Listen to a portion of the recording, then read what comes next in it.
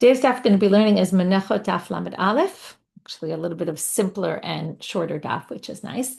I just want to mention before class that I will be in Chicago in 2 weeks, and I'll be teaching there on February 24th. So if anybody's around in Chicago and wants to join the Shiur, you can reach out to us for the details. We sent it in the Chicago group, but if you're not in the Chicago group, the WhatsApp group, you might want to join it if you live there, and it'll be in Skokie. I'm really looking forward to seeing learners there. I'm looking about pre-Purim shiur relating to Mishloach Manot and how it developed throughout one of those classic, here's what the Gemara says, here's how the Gemara can be read in multiple ways, here's alternative sources, and how does that pan out in what we do. Okay, with that, we will get started with our daf. So we're in the middle of Rabbi Shimon Shezuri. We have this statement, and this is really what we're focusing on. Statement of Ravin, the son of Chinina, who said in the name of Ulla, who said in the name of Rabbi Chanina, that we paskin, like Rabbi Shimon Shezuri, in this case, which we're trying to figure out and identify what is this case. And in fact, not only that, but we also paskin like him everywhere else. So it's interesting, the Gemara, which is an interesting question in the first place, why this is interesting then, but what is the original case that they hold like Rabbi Shimon Shezuri in, that Ravin anyway, Chinina says that Rabbi Chanina held like Rabbi Shimon Shezuri and paskin like there originally before he made the general rule. So first we thought it was maybe our case, which was all about erasing the name of God. And when you don't have the name of God in a Sefer Torah, if you forgot it, what are the methods for possibly fixing it? And Rabbi Shimon Shezuri said you can put it in the in-between line as long as it's the complete name of God.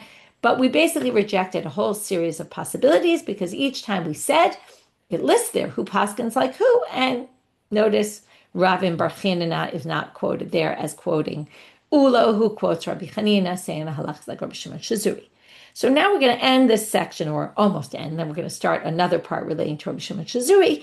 But by the way, I checked out his name. Shezuri, Lishazer is to intertwine. He was a person who made ropes, and that's why he was called Rabbi Shimon Shezuri, according to what I found. Anyway, that's just in terms of his name. Now we're going to go back to understanding where was this statement made that he paskins like Rabbi Shimon Shezuri. Ela Amar Rav Papa, we're at the very bottom of Lamed Amud Bet. Ela Amar Rav Papa Ashida. Rav Yitzchak Amar Ayayin. So Rav Papa says it was about the shida, which is like a box, a chest. And Rav Yitzchak said it was about wine. Now we're going to go into each case, and these are going to be two possibilities to answer our question. Rav Papa Amar Ashida Ditnan. There was a Mishnah in Kalim that says Hashida. Now, a shida, like I said, is a chest. Now it's kind of big. Big question is, where's the border between a vessel and not a vessel? In Masechet Kalim, it's all about what is susceptible to impurity. To be susceptible to impurity, you have to be called a kli. A kli is something that can be picked up and moved. So at what point does a vessel become too big that it's no longer a vessel and no longer susceptible to impurity? So Beit Shammai omrim nimdedet mibifnim. So he says when you have this big chest, okay, now before you even get to here, you have to understand, which is the measurement they use is 40 se'ah. Where do we know that measurement from? From a mikvah, right? A mikvah is 40 se'ah. That's the minimum measurement. Here we're talking about the maximum measurement for a vessel is 40 se'ah. As soon as it gets to 40 se'ah, you've gone over, it's no longer a vessel, which means that it won't be susceptible to impurity. So let's say a person who's impure to a dead body comes over and touches the vessel, it's not impure. So Beit Shammai says, how do we measure it? The simple way you would have thought to measure it, you measure how much you can put inside this chest. And if you got to 40 se'ah, okay, it's no longer susceptible to impurity. Beit Hillel omrim mi bachutz. Beit Hillel say we measure it including also the outside. Okay, we kind of say as if the outside was invisible, right, was not there. We include that in the measurement, which is actually a lenient position because the more you include, you can get to 40 se'ah more quickly, right? So he's going to say we measure even the outside space of the vessel. Umodim elu ve'elu. Now they both agree she'ein ovi ha'raglayim ve'ovi halav zivizid nimdad. Now they both agree that you don't count the thickness of the legs and the thickness of the frame that's around it in the measurement. Okay, those two parts don't count. Rabbi Yossi Omer, Modidim she'ovi ha'raglayim ve'ovi halav zivizid nimdad. Rabbi Yossi says, what are you talking about? Of course they both agree that that's part of the vessel.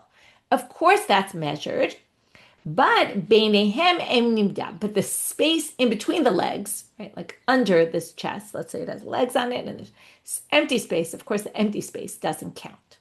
Here comes in Rav Shimon Shezuri. Remember, the more you count, the more lenient we're going to get, because you're going to get to a higher shiur, right? The 40 say, more quickly, and then say, oh, this is not susceptible to impurity. Rabbi Shimon Shezuri Omer, imayu raglayim gvohot tefach, ein benehem nimdad. If they were tefach, then if they were already one hand's breadth, then they're already significant enough. They stand on their own. And then we're just going to count those parts and not the in-between space. V'im lav, but if not, benehem nimdad. But if not, we're going to count the in-between space, because then the whole thing becomes, each of those legs is not significant enough in and of itself, or neither is the frame, and therefore it's all considered, that and the space in between it is all considered part of the measurement. How does this relate to other things Rabbi Shimon Shezuri says? Well, first of all, he's more lenient here, and he seems to be taking a more lenient position in many of the cases. We also called him yesterday a problem solver. Right? You're in a situation, you're stuck. This isn't exactly in a situation stuck. But perhaps I thought about it more since yesterday, and I think that we can also use this term, a halachic term called an umdana. And I think that Rabbi Shimon Shezuri, in most of his opinions, not all of them, but most of them, he employs this tactic, which is umdana, which is we look at something as if it is, even though it's not really, okay, or even though it's not clear, okay, like the misukan with the get, okay, where he said write the get, and he must have meant give the get, and he's just going to be more lenient about when we can employ use of that. Likewise here. The space in between is not really the vessel. On the other hand, we view it as if it's the vessel. Okay? We saw it with let's just go back to another one with the Trumat Maser, right? What did we say? We don't really know for sure. We can't really trust in Ha'aretz, but we can view it once they say, right? In a unique case, when you're stuck, we can ask them and we can trust them even though we're not really sure. Okay, so these are ways of basically employing a tactic called umdana, which is let's just assume that this is, even though we're not really sure it is, or let's view something as something, even though it's not necessarily in reality that way. Okay, we're going to finish with our last one now, which is a little bit similar also, but completely different topic. Rav Nachman bar Yitzchak amar ayayin, ditna. Rabbi Meir omer, shemen tchila la'olam. Okay, oil is considered a rishon always. What does this mean? This is a very unique situation of mashkin. It's a unique kind of tumah called tumah mashkin. The rabbis were strict and said that anytime a liquid, usually the way tumah works, it's very organized. An av touches a person or a vessel, makes it a rishon. A rishon touches food or drink, makes it a sheni. A sheni can make a shlishi if it's truma or kodshim, and a shlishi can make a revi, okay? And it just goes down. Everything that touches it goes down a level. But the rabbis made this special decree about mashkin, liquids, and said that the liquid actually always is a rishon. So if, let's say, a rishon touched a liquid, it normally would make it a sheni, but no, the liquid becomes a rishon and passes on impurity as well. Okay, so that's a specific chumrah about liquids. So now he says shemen tchila la'olam. So shemen will always be a rishon, not just water, let's say, also oil. Chachamim omrim af hadvash. The rabbis say even honey. Honey, obviously, you could say why could be sort of between a liquid and a solid. Rabbi Shimon Shezuri omer af hayayin. He adds even wine. This is a bit of a strange statement. The Gemara says, "Michal tanakama yayin lo." Wait, but wine's pretty much liquid, right? You think Tanakama said oil is going to say, but not wine, and only Rabbi Shimon Shezuri adds wine. So Rabbi Shimon Shezuri Omer say that Rabbi Shimon Shezuri Omer yayin. He says only wine.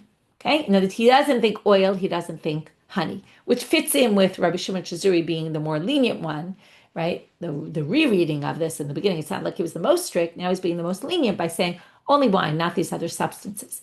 Now, some of the rabbis say, what are we talking about? Why do you even have to mention wine? Of course, it's a liquid. And so some of the commentaries understand here that we're talking about all of this is if they're in solid form. Okay, what if they became, cooked and thickened and basically turned into a solid? Do we still view them as a liquid or not? And then Rabbi Shimon Shezuri says only wine we view as a liquid, not all the others. Okay, and then maybe that would make a little more sense in terms of this, because otherwise these should clearly be liquids, and why are we having a discussion about them? Okay, in any case, it's a little different than the others in terms of, but again, it's viewing something, especially if you understand it's talking about in its solid form, we still view it somewhat as a liquid, although here everybody somewhat does, so it's a little different than the others. Okay, Tanya. And we still have the Ben Pekua, which is definitely very different than all the others as well. Tanya, Amar Rabbi Shimon Shezuri. Now we're done with, we found an answer to where we assume that this original psak of Rabbi Chanina was said about. We have one of two possibilities, either on the shida or on the wine. Now we bring a braita with a story that Rabbi Shimon Shezuri tells of a case that happened to him, and he went to his rabbi. We're going to learn now his rabbi was Rabbi Tarfon. Tanya Amar Rabbi Shimon Shezuri. Pam achat nitarev li tevel b'chulin. One time I had a problem.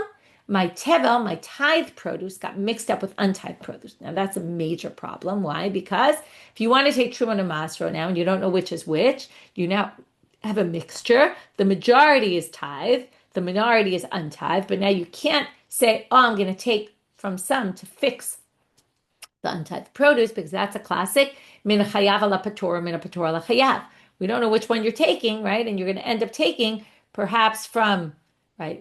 Since you have both chiyuv and patur together, whatever you take is not going to work for part of it, right? If you take from, let's say, produce that's untithed, well, part of this produce is already tithed, and you can't take from tithed and untithed produce, and basically you're going to have a problem. If you take untithed, you take tithed produce already, you can't, that's patur, you can't take patur la patur. So what are you supposed to do? Ubati v'sha'alti Rabbi Tarfon, right? What are you supposed to do? Go ask your local rabbi. So he goes to Rabbi Tarfon. His rabbi says, what am I supposed to do? V'amar li, lech kach lecha min hashuk, v'aser alav. Go buy produce in the shuk. Who's selling produce in the shuk? Amei haaretz. Go buy stuff from Amei haaretz. What do we call that? Demai. We don't know if they really took Trumot Masrot. We don't trust them. We've talked about that. So even if they tell us they did, that doesn't really help us. Again, only in some unique circumstances, which we discussed. But you say, go buy from the shuk and aser alav, and then take maser on your mixture. Why does that help?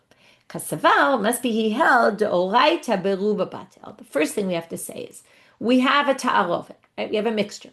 A little bit of untithed produce fell into a big amount of tithed produce. So now we're going to say, okay, well, does that untithed produce that fell in need to be meisered? Only by rabbinic law, because by Torah law, batel barov, it's nullified in the majority. And since the majority is tithed, we should be okay. So only your obligation to fix this pile of mixture is only by rabbinic law. Now we can start to see where they're going. If we buy from the Amei Haaretz and the shuk, what's that going to be? And what we have to get to is a stage where both piles have the same halachic status. So our original pile, where with the mixture, is now only obligated by rabbinic law. What about demai? Well, demai is obligated by rabbinic law as well, because rov Amei Haaretz ma'asrin him. Most Amei Haaretz do take maaser. We just have a concern that maybe they don't. And therefore, it's only obligated by rabbinic law to take the truma from there. And then it's perfect, because we have obligated by rabbinic law here, obligated by rabbinic law there. And therefore we say, it's like saying you're taking truma from the exempt on the exempt. Now, if it's exempt completely, you don't have to take. What they mean is exempt by Torah law and exempt by Torah law, but obligated only by rabbinic law, and then you can do it. So Rabbi Tarfon gives them a solution. Now the Gemara asks, "V'lemale kach mina goy or mina nochri." It depends whatever appears by you in your Gemara. Term always switches. By me it says goy. Anyway, they say, why don't we just have him buy from a non-Jew? Because also non-Jewish produce in Israel is also not obligated to be tithed by Torah law, only by rabbinic law. So, well, maybe yes, maybe no. That's what we're going to say right now. And all they're doing is saying, why didn't he give him another suggestion? That's not to say the suggestion wasn't good, but they were saying, why didn't he bring a different suggestion? And they're going to answer, because that wasn't a good suggestion, according to him. Because kasavar, now we're going to see there's a big machloket about this, what you do with a non-Jew who owns land in Israel, is it obligated to be tithed or not? So at first we thought it was by rabbinic law, but now they say no. Kasavar, Rabbi Tarfon must have held in this big machloket that appears elsewhere, Ein kinyan legoy be'eretz Yisrael lafkia miyad ma'asil. If a Gentile buys land in Israel, it does not remove the obligation of the Trumah Masrot. The Trumah Masrot is on the land, not on the owner, according to this interpretation. And then, that wouldn't work then, because that's obligated by Torah law, and that wouldn't help our issue, which is obligated only by rabbinic law. And again, two different levels, you can't take one from on the other. That's version 1 of the sugya. Version 2 of the sugya is that the situation was the same situation, but the solution that Rabbi Tarfon said, and now we're going to have the mirror image of the sugya, was the reverse. And what he said is, Ikad Amre, some people say that Amre, Rabbi Tarfon said to him, Lech kach min hagoy, go take from a non-Jew, go buy and do Trumah Masrot on it.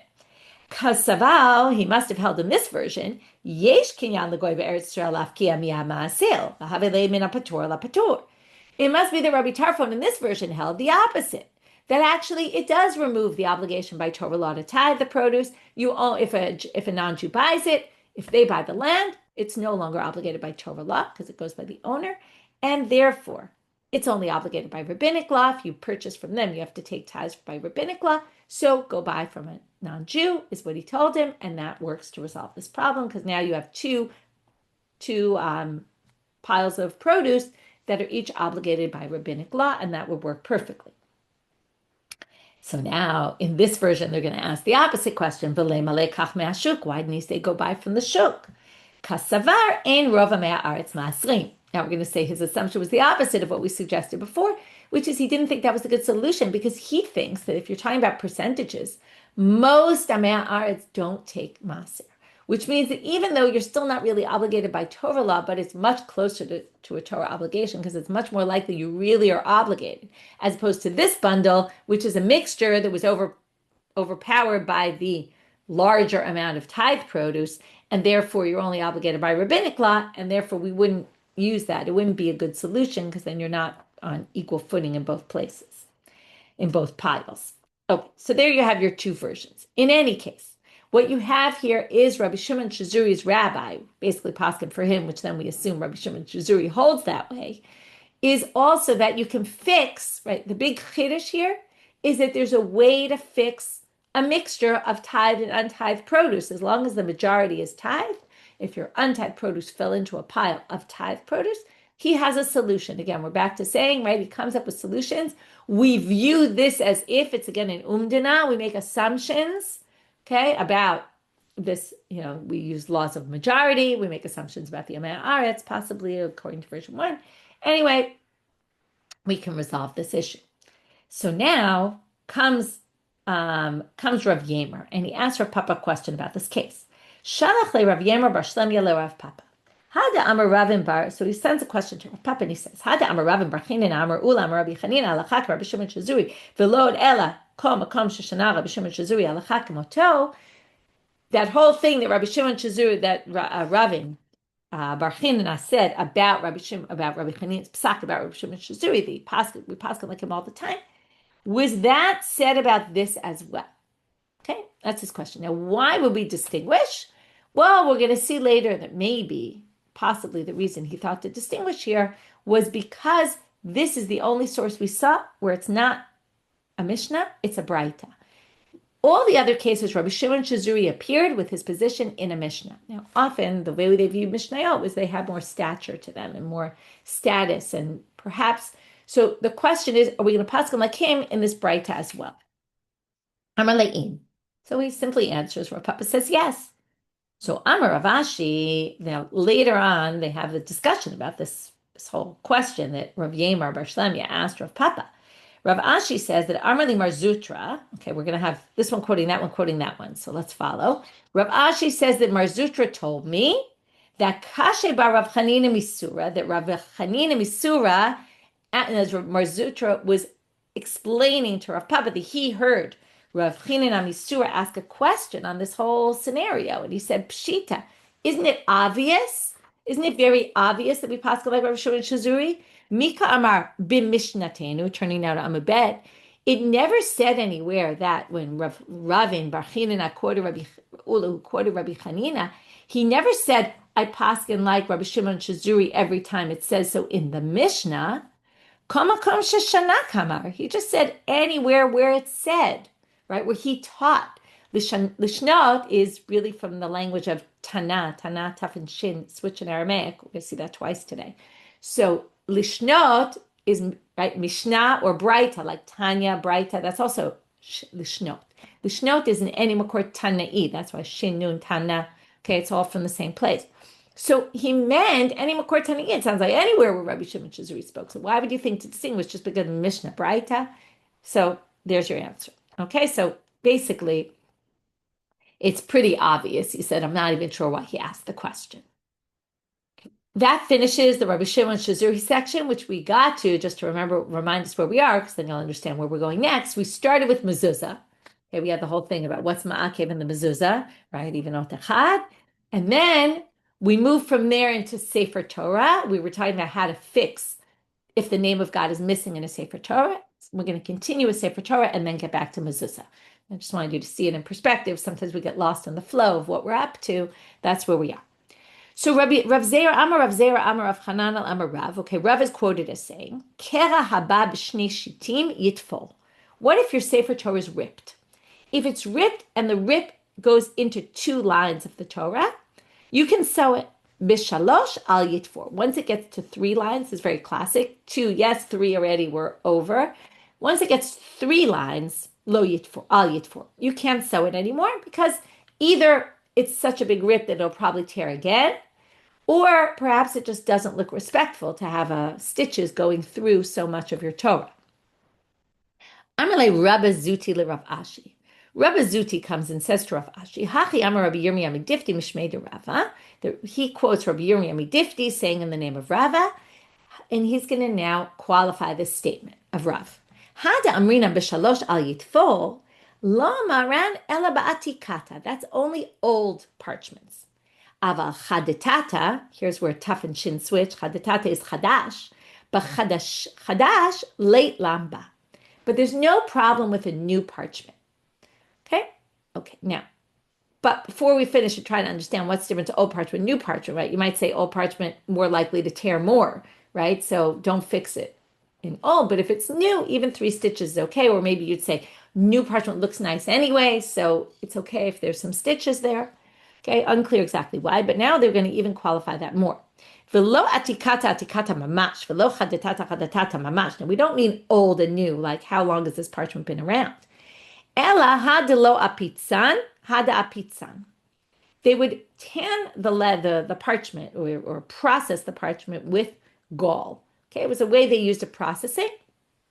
There were other ways as well, but one is, okay, I'm specifically saying one and one because we're not sure which one, and we have commentaries that say itself and the opposite. Hadelo apitzan is if it wasn't processed with gall, and hada apitzan if it was processed with gall. Okay, some people say if it was processed with gall, that's the old. It's not good. Okay, it's maybe a little blacker. It already doesn't look as good, and therefore don't add too many stitches to it. It'll look even worse. So, and then the new one, which isn't processed with gall, that one is not going to look as bad. Some people say it's the opposite. If it was processed, that's the new one. That means, and the old one maybe was processed, but it's processed so long ago the processing isn't recognizable anymore. Because Tosfot, Rabbanit asked this question: don't all Sifrei Torah, don't all parchments have to be processed with gall? So there's a whole question about how to resolve that. But just to kind of give you the different opinions here, some people say that if it's processed, then it can be fixed better and it'll last better. If it's not processed or was processed a long, long time ago and it's not recognizable anymore, then maybe the stitching won't help it very much. Okay, it's more likely it'll rip again. Okay, anyway, you can explain it in many different ways here, but somehow with that they explain what exactly, whatever it is, okay, whether you go in that direction or the opposite direction. But what it means is there's 2 different types of processing, and that's what we call old and new, not necessarily old in age.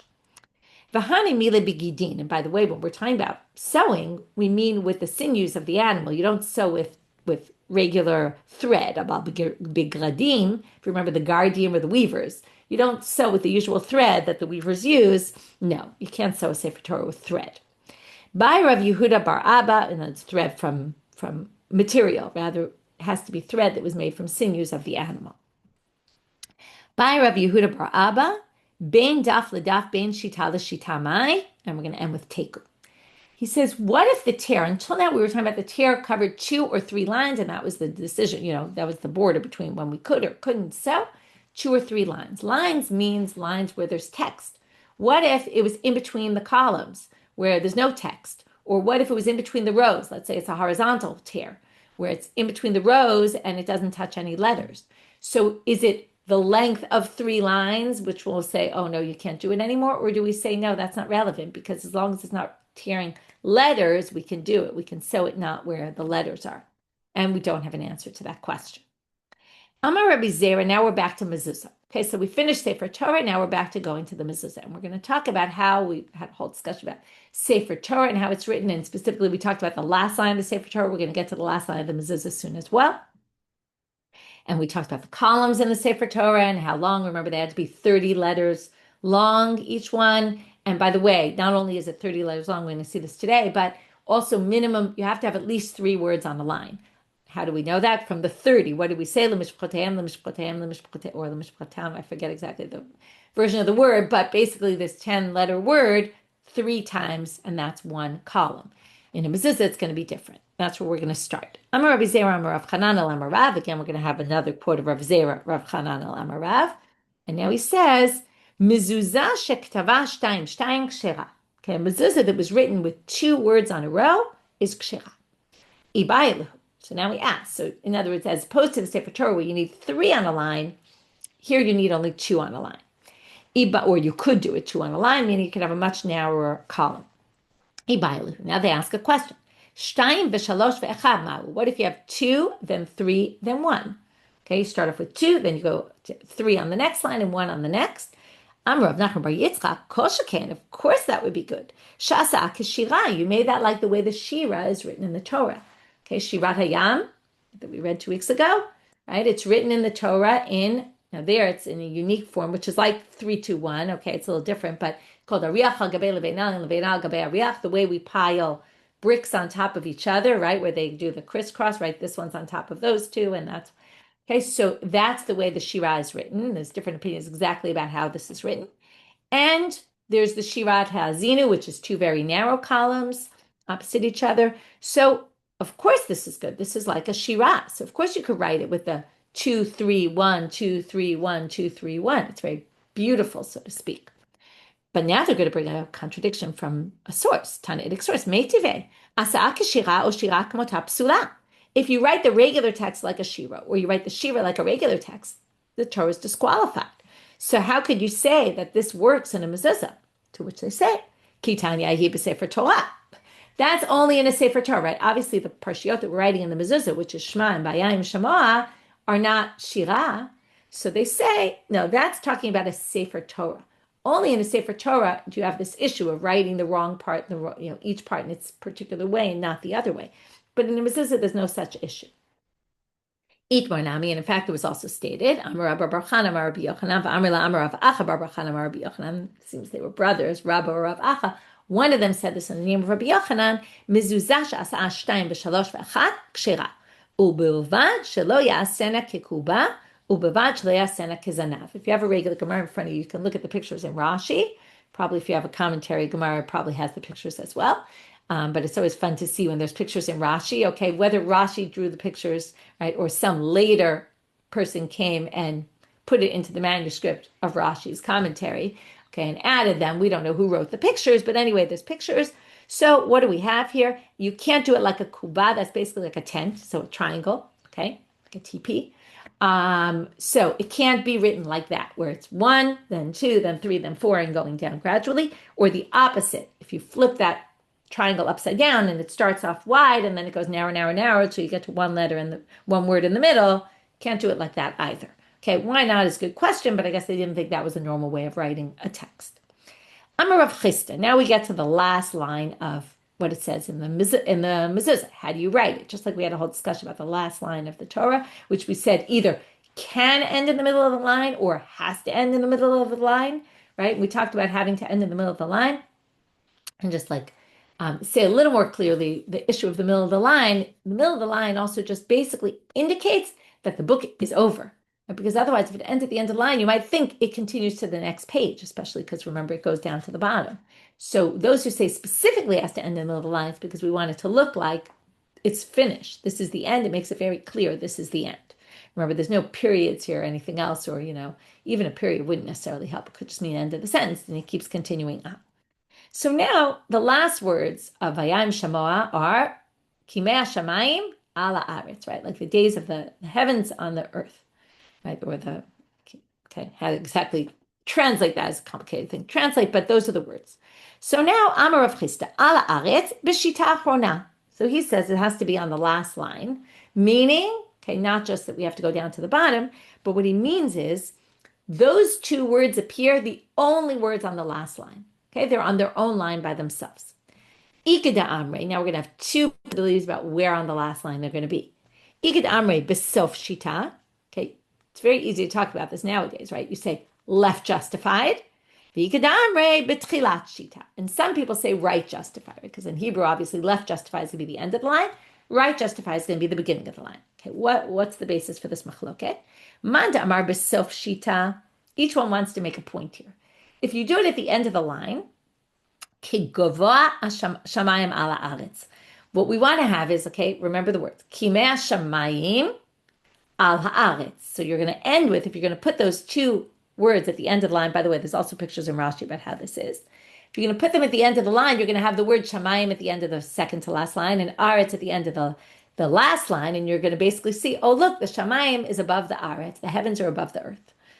According to the other opinion, Manda Amar B'tchilat Shita, put it all the way at the beginning of the line, is saying, Ki hecha de merchaka shamayim me'aretz, to show how far apart the shamayim is from the aretz, right? I assume this is a way of saying how great God is in two different ways. One is he's above us, and one is he's so distant from us, So those are, now obviously there's also an advantage to ending it on its own line in the beginning. Even at the end of the line, it's obviously designated if it looks very different than anything else. It makes it pretty clear we're at the end here. Amar Rabbi Chelbo, Chazina le, last point for today. Chazina le Rav Huna de karech le me'echad klapei shma. The first thing he says, I saw Rav Huna, and what did he do? When he rolled up the cloth of the mezuzah, what did he do? He rolled it from echad to shma, meaning, if you take the pasuk, Shema Yisrael Hashem Elokeinu Hashem Echad, you're going to start from the end, the left side, and you're going to roll it to the right side. That's what he's trying to say. Some commentaries say it actually, the first line of the mezuzah doesn't end at echad, it ends in v'hayaim or v'hayim shemo, I don't remember exactly. But the point is, if they said that, you wouldn't really know what they meant. Everyone knows echad comes after shema, and it's going to be more toward the left. So what it means is you roll from the left to the right, and oset parshiotas stumot. In the Torah, there's parshot ptuchot and parshot stumot. If you have a chumash, right, there's always the pei and the samach. If you know what those mean, that means stuma means it's a small break, and ptucha means it's a big break. And this means ptucha will always start in a new line, and there's a lot of space left in between. There's a minimum number of spaces. Stuma needs just a few spaces and could even start the next section on the same line, or depending on where the break is, maybe on the next line. Now, what he says is you make the parshiot here stumot. It's a little bit weird why it's in plural, because there are two parshiot, but there's only one stuma, because it's just in between Shema and Vayayim Shema. Now, what's confusing here is Shema and Vayayim Shema are in two completely different chapters. There is no break in between them, right, directly. They're two separate. Anyway, he says you do a parsha stuma in between. You continue the next one a few spaces later, Even you could theoretically continue it on the same line. Meitive. Now they're going to bring a contradiction, although we're not going to see the contradiction yet today. We're just going to start and finish to the end of the daf. Amar Rabbi Shimon ben Elazar, Rabbi Meir haya kotva al duchstustus kemin daf. He would write it on duchstustus. This is the inner part of the hide of the animal. It's not the same part of the animal that you use for making parchment, for the Sefer Torah. And kemin daf. He would make it like a long. Rashi says long and short. Short column. The column is very narrow and the page is long. But we're going to continue with him and see that he's going to say on the parsha was ptucha, which seems to go against here that we said the parsha, what Rav Huna did, which is the parsha stuma. Okay, we're going to finish there today. I'm just going to do a quick review. While I do my review, I'm going to respond to a question that someone asked before, which is, why is all this in Menachot? So I'll remind you that we started with what is ma'akev what? The soled and the shem and ma'akvin zeh zeh, the kometz and the levon and ma'akvin zeh zeh. What is essential? What is not essential? We had a whole big discussion about that. From that, we got to all sorts of other things like the menorah, shiva kanei menorah, ma'akvin zeh zeh on daf kavchet. And then we had, the Shiva Nerotea, Ma'akvin Zeh, Shtei Parshiot Mezuzah, Ma'akvot Zo Etzo. From there, we're going to then we're going to get into the Arba Parshiot and the Arba Tzitziot. From there, the next chapter is going to continue with Tzitzit and different things that are, or we're going to get to things that are not Ma'akev Zeh, that are not essential. You don't necessarily need them all. And with that, we're going to get back to Menachot eventually. Okay? But for now, we're on this big tangent because of, this is classic, by the way, for the Mishnah, that the Mishnah has a mnemonic way of remembering things, and they strung things together not because of the content of them, but because of the same idea. What's ma'akev zeh, what's not ma'akev, like in Megillah. Ain, bain, this and that, ella that. And we got off on a huge tangent about all sorts of, there's no difference between Shabbos and Yom Tov other than this, right? It started with ain, bain, Adar Rishon la Adar Sheni Ela, other than. So we have all these, and then we got into, there's Mitzorah there's all sorts of random topics, Tum and Tara, that come up because they have the same formulation. It's really what got us here. Okay, but let's review our daf. So we found the case of Rabbi Shimon Shezuri, or at least one of two possible cases where Ravin Bar Chanina quoted Rabbi Chanina as having said this. Then we get to, we had another case of Rabbi Shimon Shezuri, or Rav Yemar said, do we hold like that as well with the tevel mixed up with chulin? And they said, yes, of course. Why would you think not? And then we got back to the Sefer Torah, and from there back to mezuzah. We talked about sewing up a torn Sefer Torah and what conditions can you or can't you. Then we had the mezuzah. How is it written? You can even write it 2 and 2, or you can write it 2, 3, 1, like a shira. Even though you can't write the Torah like that, you could write the mezuzah like that. And then we ended with the ala aretz, where it gets written, the beginning of the line or the end of the line. Again, it's on its own line. It's just a matter, is it left justified or right justified? And we finished with Rabbi Chelbo saying that I saw Rav Huna, who did 2 things with his mezuzah, the way he rolled it, from the end to the beginning, right, from the left to the right, and he did the parsha stuma. And now we're going to have a question on the parsha stuma issue, and we'll get back to that tomorrow. Wishing everyone a good day.